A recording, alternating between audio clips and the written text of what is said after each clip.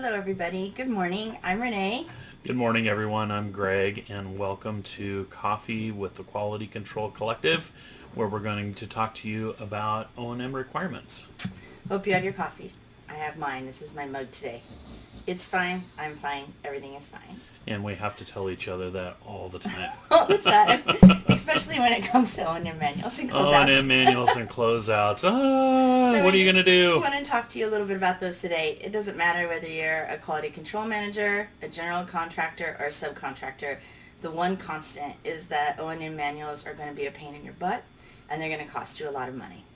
But there are some things that we have found that works really well.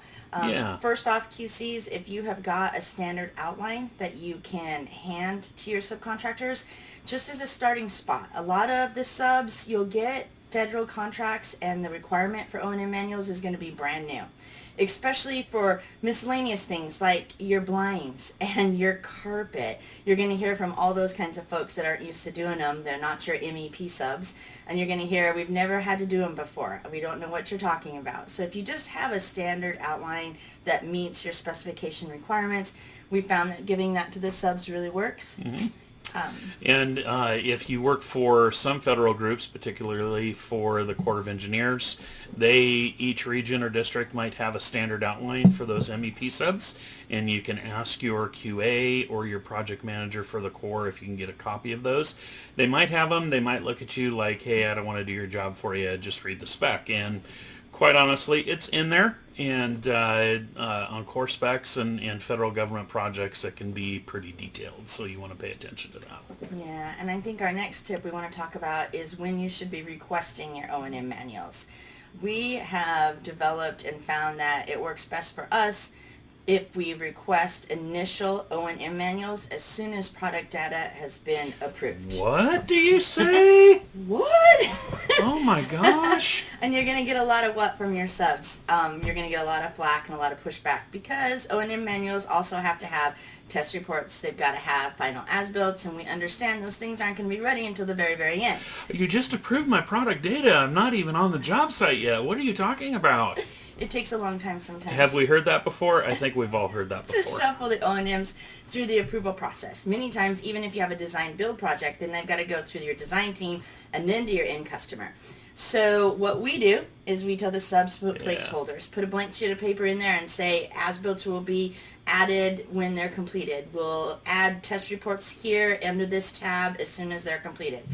If you get the initial review approved, format and all the other items, then literally it's just slip sheeting those things in at the end, and you can have those closeouts turned in. Because why is it so important to have closeouts turned in before the end of the project?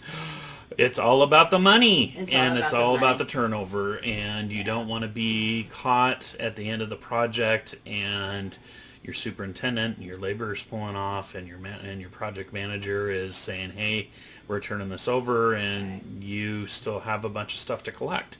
And so that's why it makes sense when the product data is approved, all of the product data for that particular discipline that requires an O&M manual, that you start requesting these things. Absolutely. And you're going to get pushback. You're going to get a lot of flack from the subcontractors, even the ones that know what they're doing and have done it several times, let alone the ones who have never done it before. Right. They're going to give you a lot of grief. But that's also part of your job, QCs, is to educate. It is definitely to educate. I mean, it behooves you.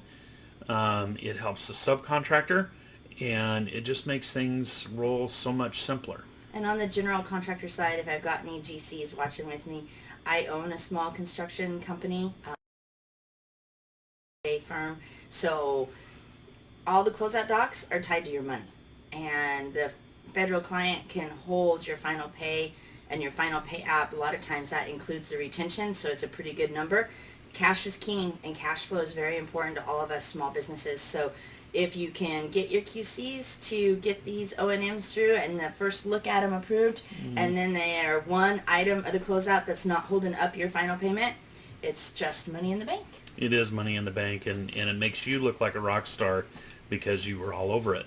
And O&M manuals can be, in the old days, it could be volumes and volumes and volumes. And it takes, once you get an approved O&M manual with all of the items that you're slip sheeting in and things like that, it takes your subcontractors a while to put those together.